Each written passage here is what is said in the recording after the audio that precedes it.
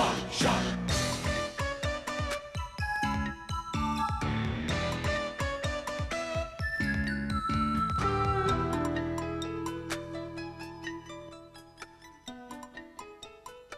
Treasure hunt.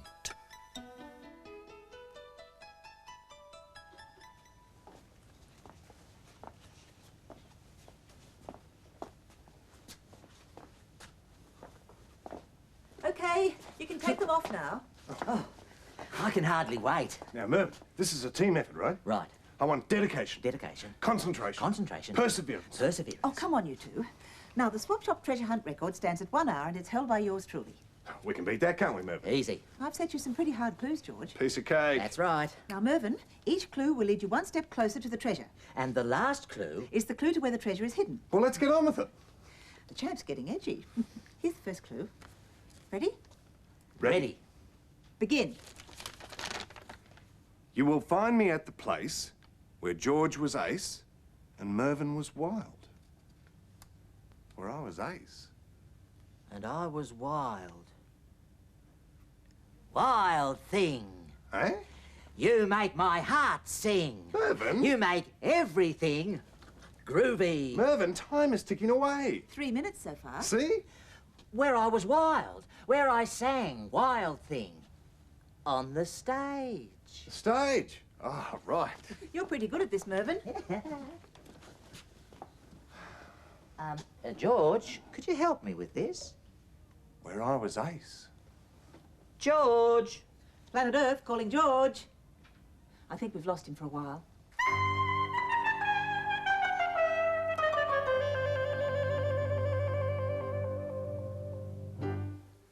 There is a place that is the tops. The songs and jokes are always hot. And you can even swap a cow or dance a jig and take a bow at our swap shop. I was the first swap you received. Eh? I was the first swap you received. It's the next clue, George. Oh, yes, yes, yes. I know that. The first swap. Well, that's easy. Bessie. Bessie? A cow. Ah. See any cows around, George? Oh, don't be silly, Mervyn. It's got to be something to do with cows, like horns or grass or milk. In the fridge. I don't think they're going to beat my record at this pace. All right, it's not in the milk. It's not in the milk. It could be in the meat. Oh, yuck. It's not in the meat. It's not in the meat. Do you want to know how long you've taken so far? No, thank you. It's too hard. Mervyn, it is a cow. No, George. A cow's too big. We've already decided that. I mean a small cow. Oh, yeah. Where? In your lap. Oh, it's a cow! Give it here, I'll smash it open. Oh, no, don't do that. Well, what about the clue? Try underneath. Fancy me not noticing I had a cow in my lap all that time. Fancy.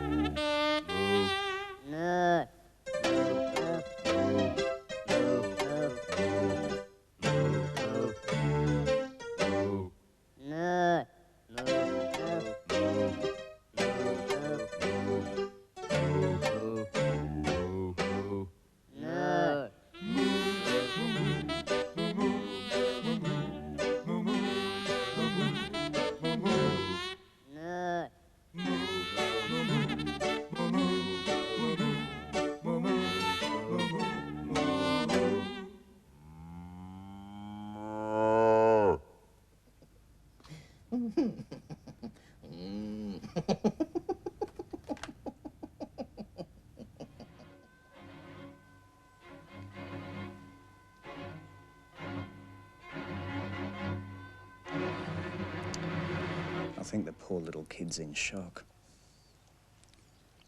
You just sit tight and make no trouble, kid. As soon as the old man pays 50,000, you'll get sent back. 50,000? I'm sure he'll manage to find it. You'll be out of here in no time. You're all mad. You could get a whole lot more than 50,000 from my guardian. He's loaded. She's in shock.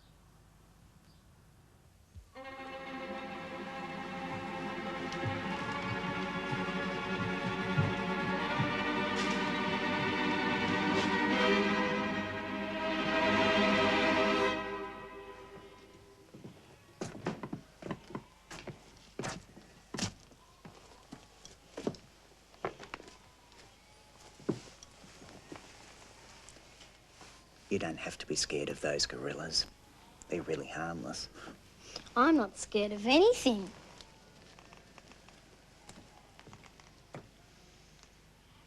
Beat it, kid.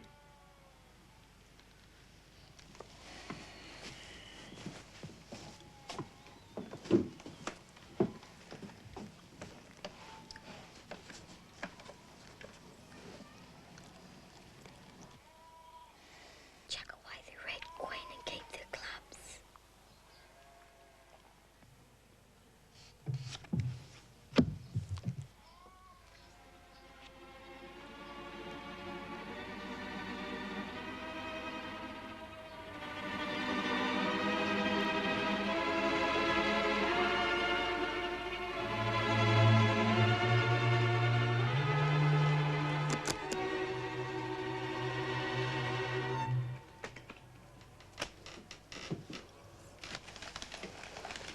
Not very nice, if you ask me.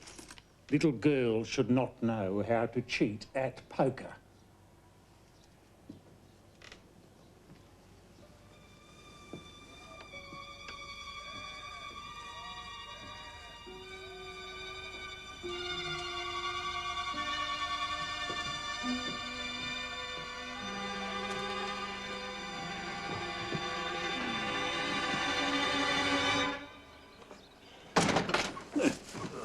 Get away from that door. I've seen forts in council parks better defended than this old barn. Police would have this place surrounded. You wouldn't even know. No wonder you only asked for 50,000. It's all you're worth. Hey, what became of all the food? I ate it for my breakfast, of course.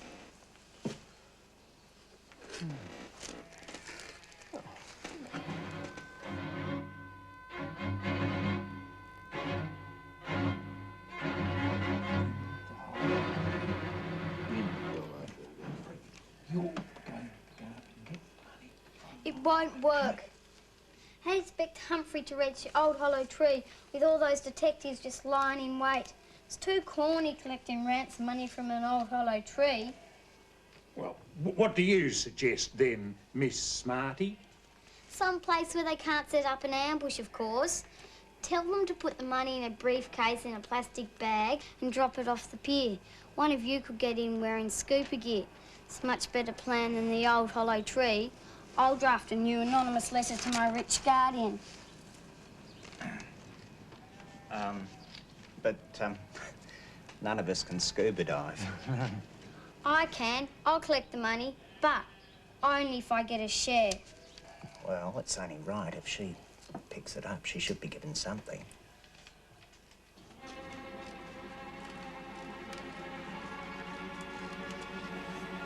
Put $100,000 in plastic bag, drop off pier at noon, or else. 95% or it won't go at all. Anyway, there wouldn't be any ransom money in the first place if it wasn't for me. If it wasn't for you, we wouldn't be sitting in this drafty old barn with nothing to eat. Oh, I wish we'd concentrated on stealing your guardian's valuable oil paintings instead. You'd never get near them. They're fitted with electronic alarms. You couldn't steal them unless I came along and showed you the secret panel where you cut off the alarm circuit. So there.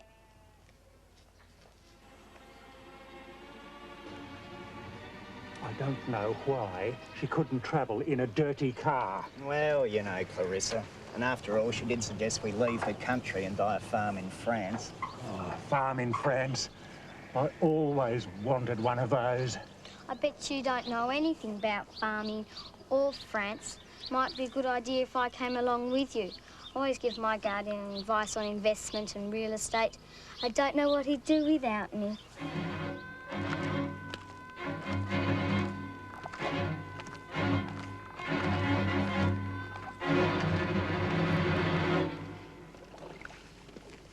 She might swim to the pier and pop up and give the alarm. Let's get out of here.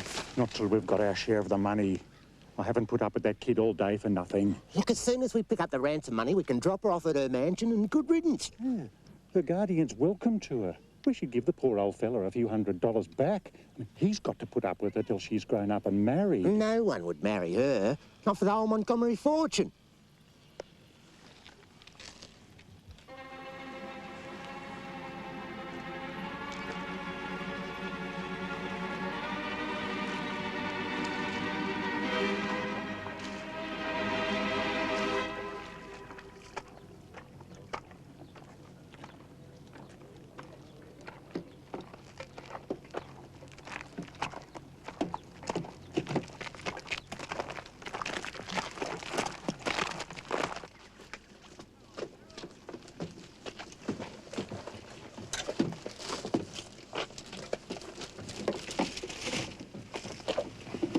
Don't be so greedy. You just have to wait till we get back to the barn.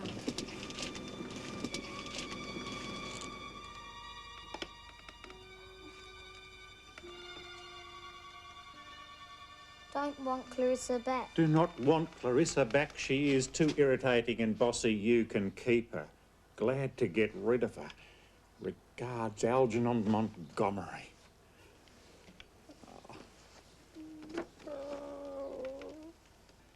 Why are you all standing round wasting time? We have an oil painting job to plan, and now that I'm boss of this gang, I expect much better work from all of you.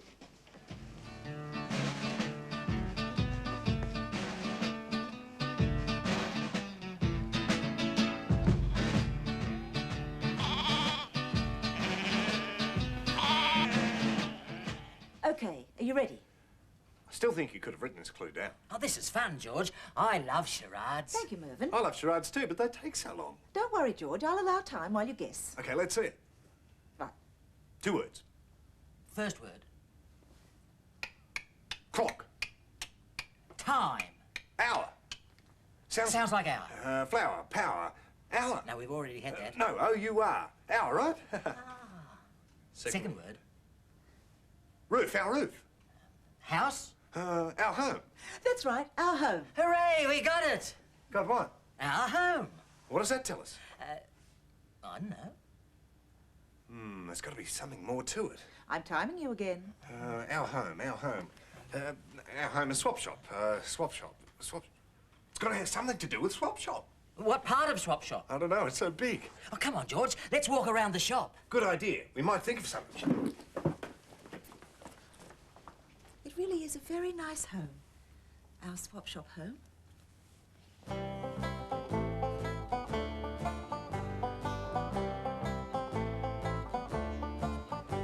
I've been around the world a couple of times or maybe more. I've seen the sights, I've had delights on every foreign shore. But when my friends all ask me a place that I adore, I tell them right away. Give me a home among the gum trees with lots of plum trees. A sheep or two, a kangaroo, a clothesline at the back, veranda at the front, and an old rocking chair. You can see me in the kitchen, cooking up a roast of Vegemite on toast. Just you and me, a cup of tea. Later on we'll settle down and mull up on the porch and watch the possums play. Give me a home among the gum trees with lots of plum trees. A sheep or two, a kangaroo, a clothesline at the back, veranda at the front, and an old rocking chair. Some people like their houses with fences all around. Others live in mansions and some beneath bush, you know, with rabbits running round and a pumpkin vine out the back. Give me a home among the gum trees with lots of plum trees.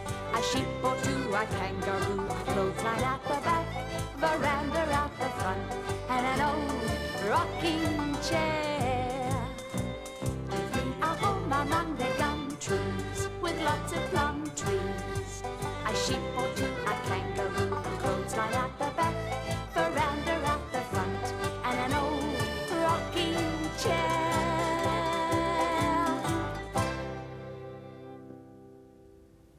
This is fun, George. What's Mimi hidden up there?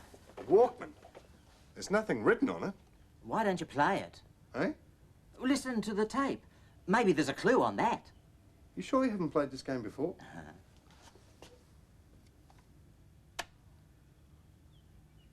Oh, that's a good one. Yeah, but what's the clue? Ah, that's a good one.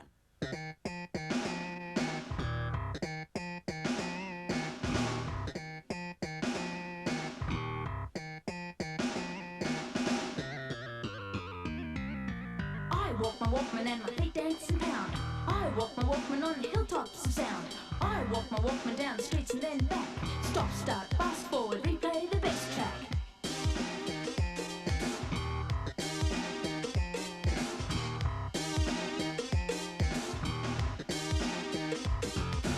I walk my Walkman and it carries me down highways and hallways, fast, fancy free. Me and my headphones through all around. I walk my Walkman in mansions of sound.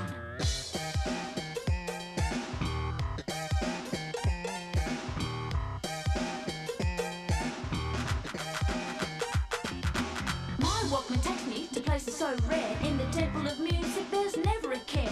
It's easy and pleasy and rhythm and rhyming. It's easy and pleasy and tone, tap and timing. I walk my Walkman and it carries me down highways and hallways, fast, fancy free.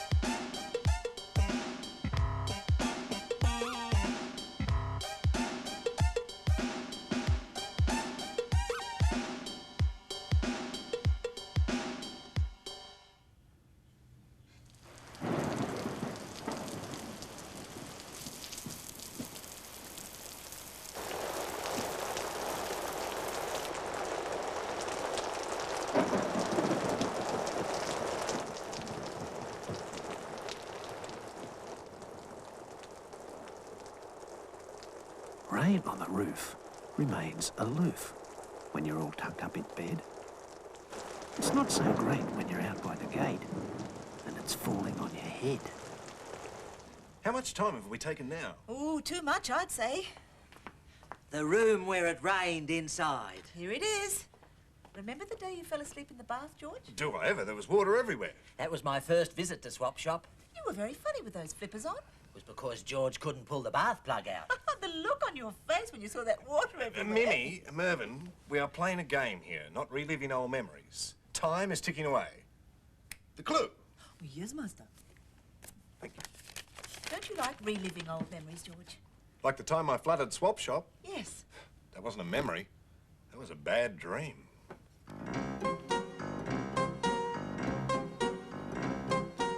One Sunday morning, Denzel woke up with chicken feathers on his head. This is very strange, thought Denzel. I don't have any chickens. Denzel was very puzzled. He tried to remember all the dreams he'd had the night before. He dreamt he was ice skating on a giant bald head. He dreamt he was president of the world and everyone gave him presents. He dreamt he was running after a bus and it turned into a chicken. My goodness, thought Denzel. That's it, the chicken. But how could a chicken from my dream put feathers on my head, he puzzled. Then Denzel remembered how last Sunday morning he woke with a banana skin on his nose. And the Sunday before that, he woke with a large blue flashing light on his back. Denzel began to suspect that something very strange was happening. He decided the best thing to do was go to the library. Maybe there'd be a book about dreams and blue lights and chicken feathers there. He read a book about blue flashing lights. That didn't help. He read a book about banana skins and chicken feathers. That didn't help either. Now Denzel was not only puzzled, he was starting to feel a little worried. Just as Denzel was about to give up hope, he came across a large old dusty book in a faraway hidden corner of the library. It was called The Somnambulist. The Somnambulist, whispered Denzel. He opened the book and read, and read, and read, and read.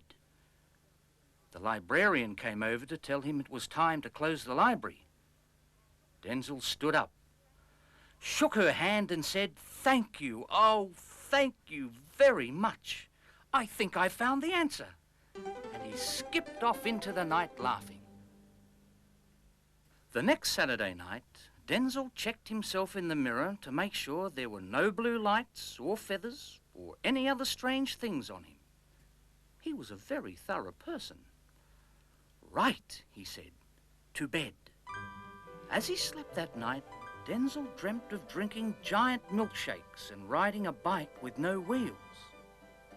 He also dreamt of opening a hot pie stall on the moon. The next morning, Denzel woke up and rushed to the mirror.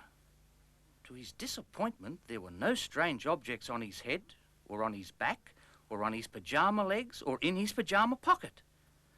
But there, on his pajama sleeve, near the cuff, was a tiny tomato sauce stain. It was not there the night before. "The pie stall on the moon!" cried Denzel. He rushed to the wardrobe and opened the door. A private detective stepped out, Mr. Hinglebottom.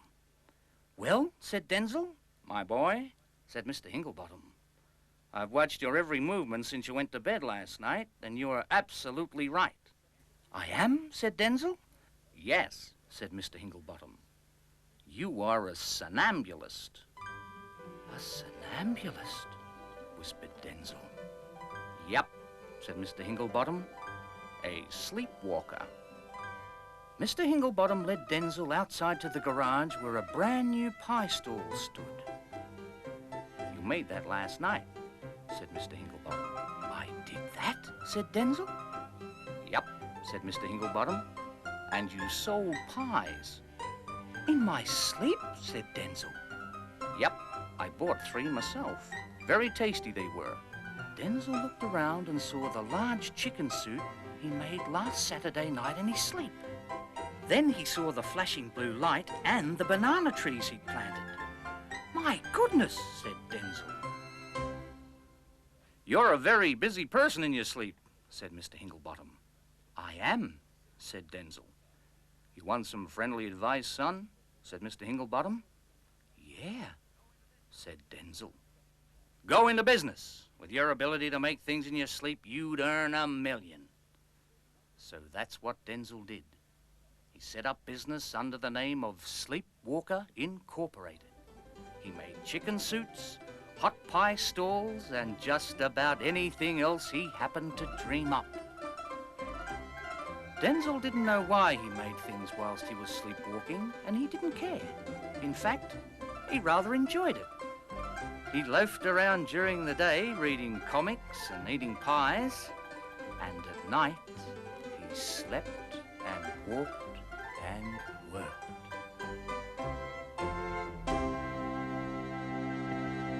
How much time have we taken now? 35 minutes.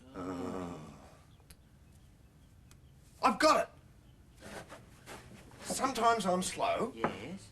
And sometimes I'm fast. It's the stairs, right? Right. So it wasn't a snail after all.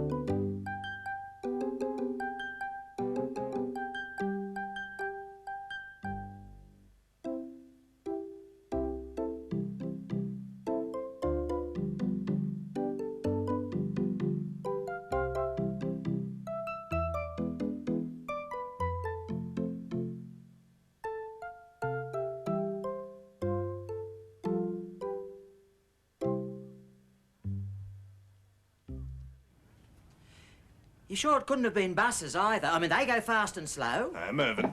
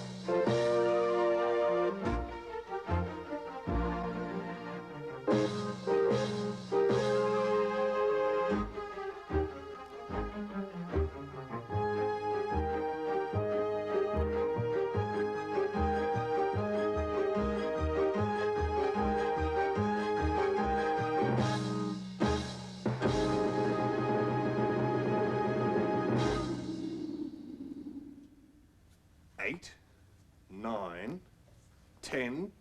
How many paces did you say to the next clue?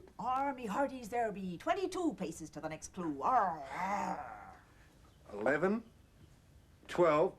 Oh, it's at the door. Nothing written on it. Funny sounding bell. It's a letter. It's addressed to both of us. Who would write to both of us? It's a clue, Mervyn. Oh. Hope you can read my writing.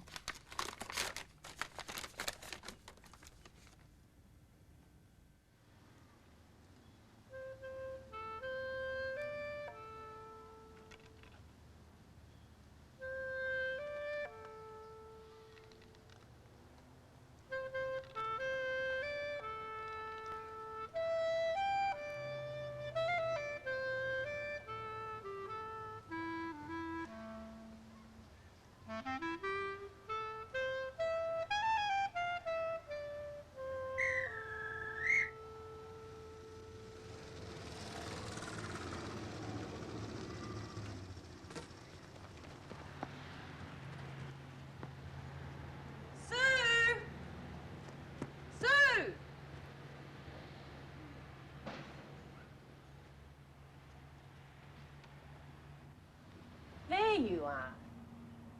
Any letters? No. Oh, don't worry, darling. Dad's probably busy. Sure. He'll write. I know he will. It's been 2 weeks.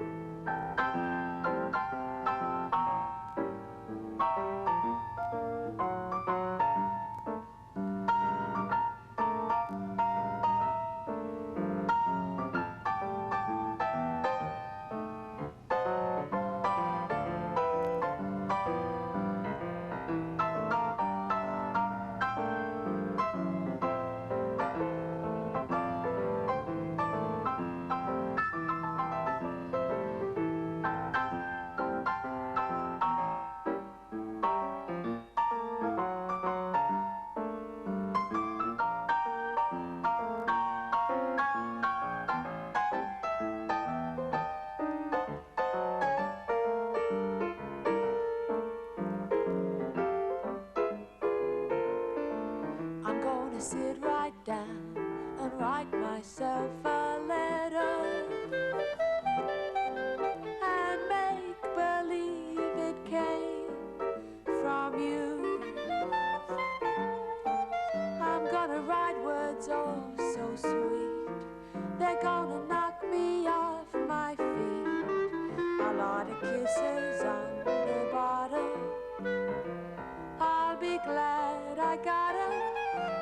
gonna smile and say, I hope you're feeling better. And close it off the way you do. I'm gonna sit right down and write myself a letter and make believe it came from you.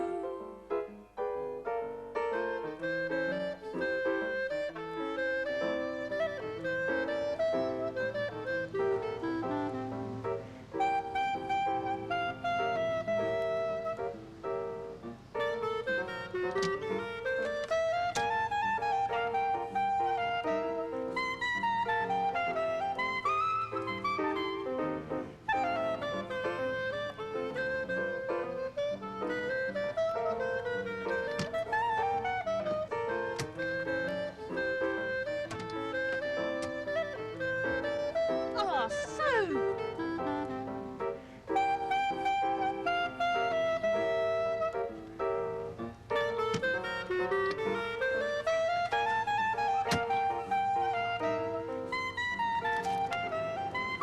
Miss Sue Bailey. Mum! Mum! It's a letter from Dad! I'm gonna smile and say, I hope you're feeling better. And close with love the way you do. I'm gonna sit right down and write myself a letter and make believe it came from you. I'm sure that says flare. No, it says hair. Flare. Hair. Flare. Hair. Flare. Hair. Flare. Hair. Flare. Flare. Hair. Tricked you.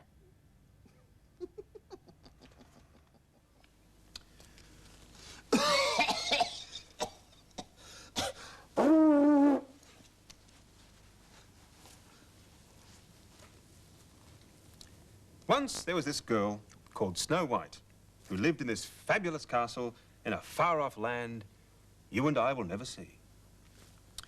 Snow White had lots of good things going for her. She was funny, friendly, and she made great chocolate milkshakes.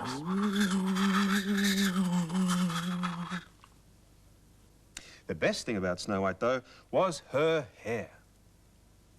No matter how much she ran about or got wet or stood in the wind, not one single hair on her head was ever out of place. She worked very hard to achieve this perfectly unshakable hairstyle. Every morning after she'd washed her hair, she'd dry it with her super turbocharged hairdryer. After that, she'd spray on 2.5 cans of Wonder Lacquer hair glue. As you can see, it's no wonder her hair stayed perfectly in place. Now, the Queen, who ran this castle near where Snow White lived, had awful problems with her own hairstyle. Her hair looked like a soggy old dish mop. She decided to ask Snow White just how she achieved her marvelous coiffure. Snowy, said Her Majesty, what's the secret with your hairdo, lovey? But Snow White just said, rack off, Queenie.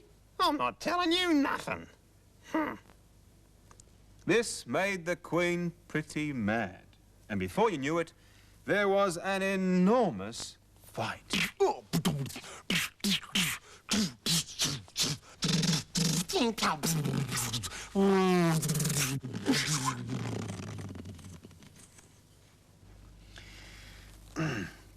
The Queen won the fight.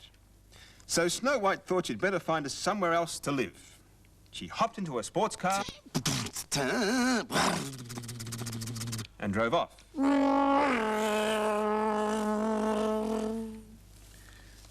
Meanwhile, nestled in a corner of the forest near the castle was a little cottage where these 7 little guys lived. Their names were Ollie, who rode skateboards, Snare, who played the drums,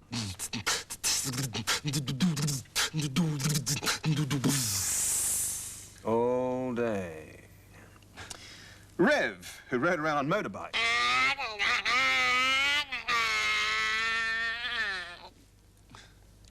and Satch, who played the trumpet all day, Prop, who was into old aeroplanes, and Brian, who did nothing at all.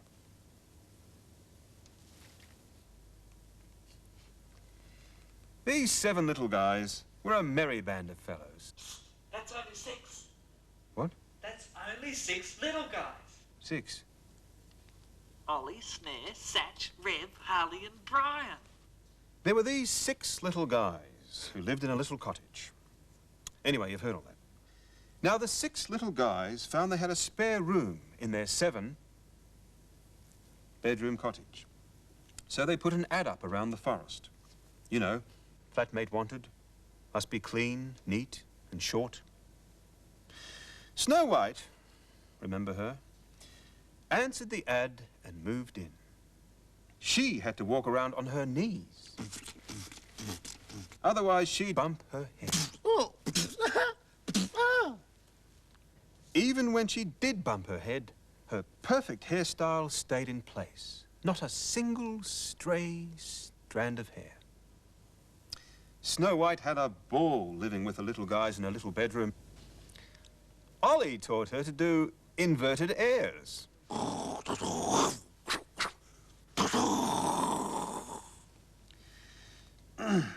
She raced Rev on his Harley with her sports car.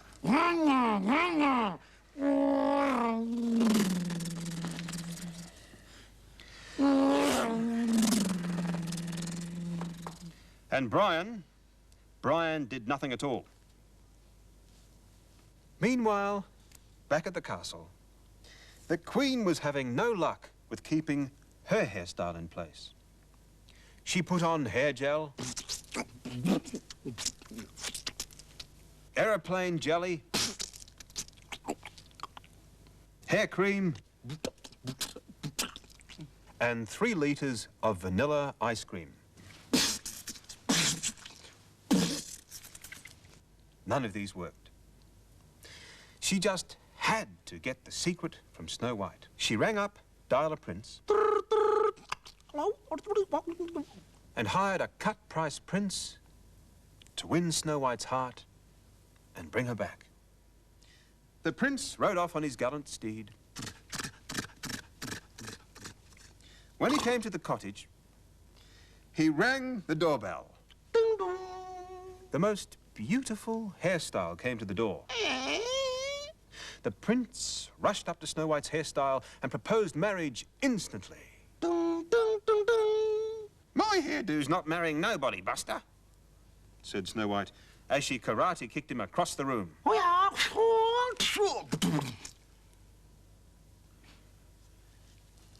Eventually, she found out from the prince about the Queen's plan. So, she hopped into a sports car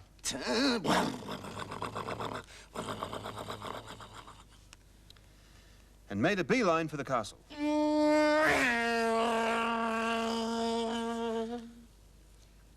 The prince galloped after her, and Snow White ran up the back steps, through the wire screen door, and shoved 100 cans of Wonder Lacquo hair glue into the waiting Queen's arms.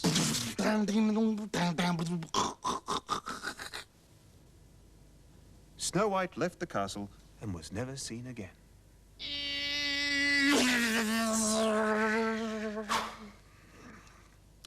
Legend has it that she married Brian and they lived happily ever after.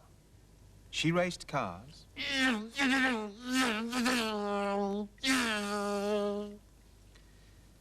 And Brian did nothing.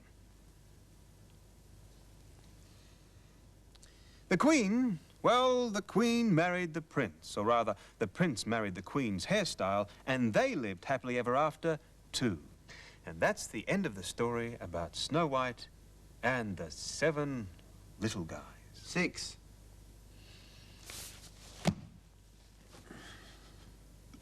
$255, $256, 250.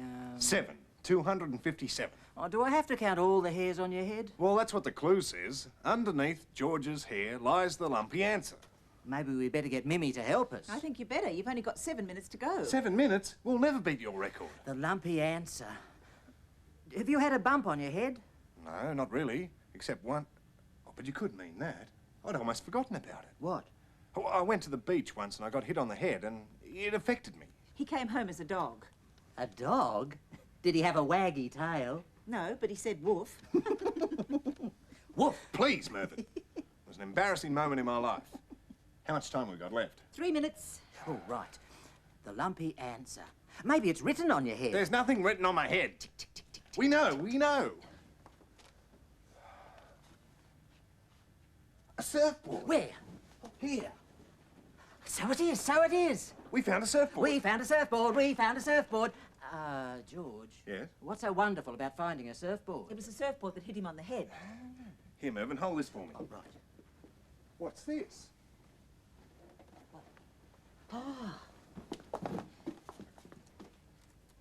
It's a cat. It's more than a cat. It's the treasure. Yep, you found it. And you took 30 seconds off my record. Hooray! But who does he belong to? Us.